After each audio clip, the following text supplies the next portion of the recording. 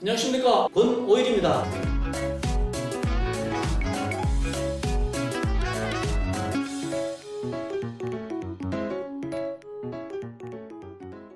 교육은 소통과 공감이다. 권오일TV 권오일입니다. 지루하지 않고 공감하실 수 있도록 진행하겠습니다. 4월 20일은 장애인의 날입니다. 왜 4월 20일을 장애인의 날로 정했을까요? 궁금하지 않습니까? 4월은 만물이 소생하는 계절이고, 특히 4월 20일은 1년 365일 중 맑을 수 있는 확률이 가장 높은 날이라서 정했다고 합니다. 원래 세계 장애인의 날은 12월 3일입니다. 1981년이 유엔에서 정한 세계 장애인의 해였고, 이에 우리 정부에서는 4월 20일을 장애인의 날로 지정했습니다. 장애인식 개선 정말 절실하고 필요하고 중요합니다. 장애인식이 개선되면 장애인들에게만 좋은 것일까요? 아닙니다. 비장애인들에게도 혜택이 똑같이 돌아간다는 겁니다. 엘리베이터, 영상전화, 몬테소리 이 세 가지 예를 들겠습니다. 이 부분은 권오일TV 2편을 보시면 굉장히 실감나게 나와 있습니다. 못 보신 분들은 한번 보시기 바랍니다. 엘리베이터가 없다고 생각해 보세요. 얼마나 불편합니까? 자, 그런데 이 엘리베이터를 처음에 연구 개발할 때 지체장애인들이 계단을 올라가지 못하거나 불편하기 때문에, 그래서 지체장애인들의 이동을 위해서 연구 개발한 것입니다. 그런데 지금 지체장애인들만 사용합니까? 비장애인들이 훨씬 더 많이 보편적으로 사용하고 있습니다. 그리고 영상통화, 이것도 얼굴이나 경치를 직접 보면서 통화를 하니까 얼마나 편리합니까? 그래서 청각장애인들의 소통을 돕기 위해서 연구 개발한 것이 영상통화인데, 지금 어떻습니까? 우리 모두가 얼마나 편리하게 사용하고 있습니까? 그리고 유아교육에서 몬테소리라는 이야기를 빼면 할 말이 없을 정도입니다. 그런데 이 몬테소리라는 사람은 원래 특수교사입니다. 이 몬테소리라는 특수교사가 이 교육 프로그램을 개발할 때 비장애 아동들을 위해서 한 것이 아니라 장애 아동들을 위해서 연구 개발했는데, 이것이 비장애 학생들에게도 그대로 적용이 되고 그대로 효과가 나타나는 겁니다. 제가 경기도 교육청 특수교육과장으로 재직할 때 장애 정도가 심한 중도 중복 장애 학생들로 구성된 복합특수학급을 추진하게 되었는데, 여러 학교에 타진을 해봤으나 이 장애 정도가 심하다는 이유로 엄청난 반대에 부딪혔습니다. 그런데 광명시에 있는 광명북고등학교에서 학생 대표, 학부모 대표, 교직원 등 100여 명이 강당에 모인 자리에서 복합특수학급 설명회를 가졌습니다. 결론부터 말씀드릴까요? 정말 깜짝 놀랐고 눈물겹도록 고마웠습니다. 광명북고등학교야말로 자랑할 만한 명문학교라고 저는 자신있게 이야기할 수 있습니다. 학부모님들 중 일부가 반대하는 것이 아니라 염려와 걱정하는 마음으로 질문을 하면, 이 학급 대표들인 학생들이 일어나서 장애 학생들과 함께 지내는 거 괜찮습니다. 좋습니다. 함께 지내는 우리가 좋다는데 부모님들이 왜 그런 염려와 우려를 하시는 겁니까? 라며 적극적으로 복합특수학급을 찬성했습니다. 심지어 전하 장학관 장학사님이 질문에 답변을 하면 이 학생들이 박수와 환호성을 지르면서 저희들에게 힘을 실어주기까지 했습니다. 저는 대한민국에서 장애인식 교육이 가장 잘 되어 있고 진정한 명문학교가 어디냐고 묻는다면 주저함 없이 광명북고등학교라고 이야기하겠습니다. 장애인식 교육은 한두 번 받는다고 바로 효과가 나타날까요? 자주 접해봐야 되죠. 혹시 물어보실까봐 제가 미리 대답해 드리겠습니다.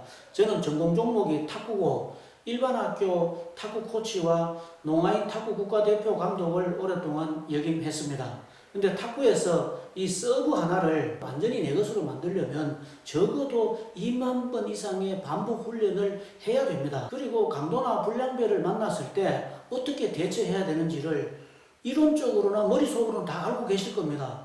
자, 예를 들어서 주먹이 이렇게 날아오면 이렇게 맞고, 그리고 몽둥이나 흉기로 이렇게 치면 이렇게 피하면서 들어가고, 뭐 여러 가지 다 아시지 않습니까? 그런데 실제 그런 상황에 부닥치면 바로 알고 있는 대로 그렇게 이렇게 피하고 치고 뭐 여러 가지 이런 게 가능하겠습니까? 불가능합니다.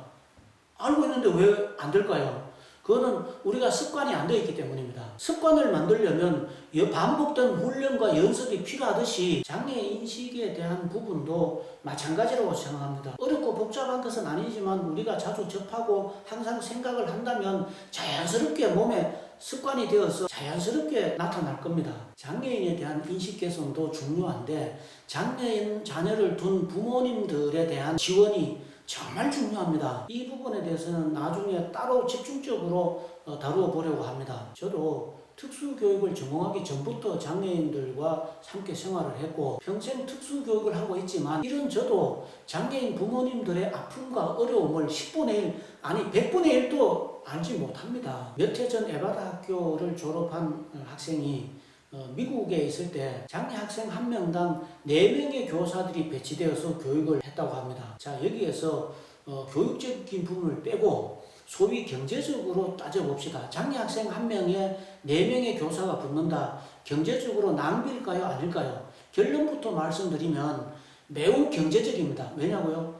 장애 학생 한 명으로 인하여 4명의 일자리가 생겨났습니다. 그리고 그 4명 중에는 가족을 책임지고 있는 사람도 있을 겁니다.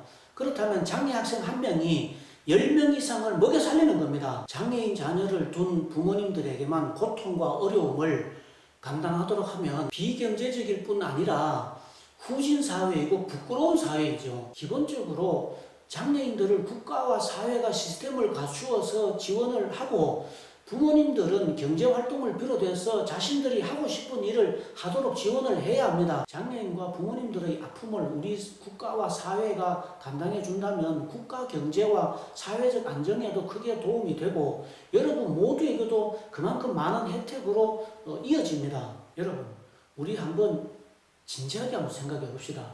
장애인들이 살아가는데 어려운 이유가 무엇일까요? 우리 복잡하게 생각하지 맙시다. 대부분의 시설이나 환경이 비장애인들 위주로 되어 있기 때문입니다. 자, 쉽게 예를 들어 보겠습니다. 지체장애인들도 가파른 계단이나 경사만 없으면 어디든 다닐 수가 있습니다.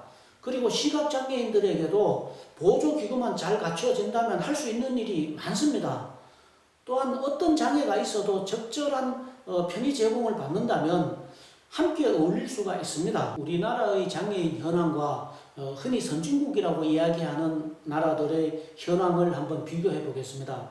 먼저 우리나라 장애인 현황은 5.4% 정도입니다. 즉 10명 중에 5명 정도가 여기에 해당됩니다. 호주는 18.3%, 영국 16.7%, 스웨덴 16.1%, 그리고 미국은 12.8%입니다. 이렇게 큰 차이를 보이는 이유는 우리나라는 일반적으로 신체적, 정신적 손상만을 장애인 범주에 포함하고 있지만 외국의 경우에는 일시적인 질병, 사회 환경 요인 등 다양한 내용을 장애로 분류하고 있기 때문입니다. 즉 이들 나라는 우리나라처럼 의학적 기준에서 발생된 신체적, 정신적인, 개인적 요인으로 바라보는 것이 아니라 사회적이고 환경적인 요인으로 바라본다는 것에서 큰 차이점이 있습니다. 예를 들어 미국은 암, 에이즈, 알코올 중독도 장애 범주에 포함하고 있으며 영국은 이에 더하여서 당뇨도 장애 범주에 넣고 있습니다. 그리고 호주나 독일 같은 경우는 의사소통이 어려운 해외 이민자들도 장애 범주에 포함하고 있습니다. 장애인들에 대한 잘못된 편견이 많은데 그중 하나를 말씀드리면 정신장애인들이 범죄자가 되기 쉽다라는 편견을 가진 사람들이 있습니다. 그런데 2017년 대검찰청 범죄분석 보고서에 의하면 비장애인들의 범죄 비율은 전체 비장애인들 중 1.2%에 해당되지만 정신장애인들은 전체 정신장애인들 중 0.08%에 불과합니다. 이는 비장애인들의 범죄 비율이 정신장애인들의 범죄 비율보다 무려 15배가 더 많이 나타난 겁니다. 즉 편견에 근거한 억측입니다. 요즘은 유니버셜 디자인이라는 말을 많이 합니다. 모든 사람을 위한 설계로서 누구에게나 공평하고 사용하기 편한 환경, 서비스 등을 구현하는 것으로서 특정 제품, 시설, 서비스 등을 이용함에 있어서 성별, 나이, 장애, 언어 등으로 인해 차별받지 않도록 설계된 디자인입니다. 예를 들어 버스나 지하철에 손잡이가 키가 작은 사람들도 쉽게 사용할 수 있도록 이 높낮이를 다르게 배치했습니다. 콘센트도 손가락에 힘이 없는 사람들도 편리하게 사용할 수 있도록 가운데 구멍이 있게 디자인을 해서 이 손가락을 걸어서 쉽게 사용할 수 있도록 했습니다. 이는 장애인들에게만 좋은 것이 아니라 우리 모두의 삶의 질을 향상시키는 것입니다. 어떻습니까? 장애인에 대한 인식이 좀 나아진 것 같습니까? 그렇다면 그만큼 우리 사회가 밝아졌다는 이야기이기도 합니다. 감사합니다.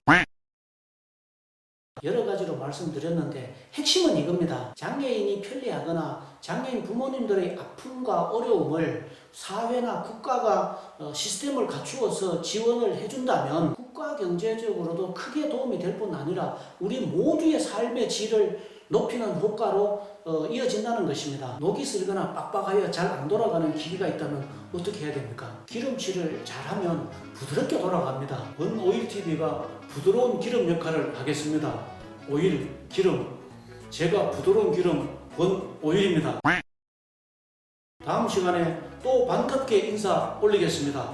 교육은 소통과 공감이다. 권오일TV 권오일이었습니다. 감사합니다.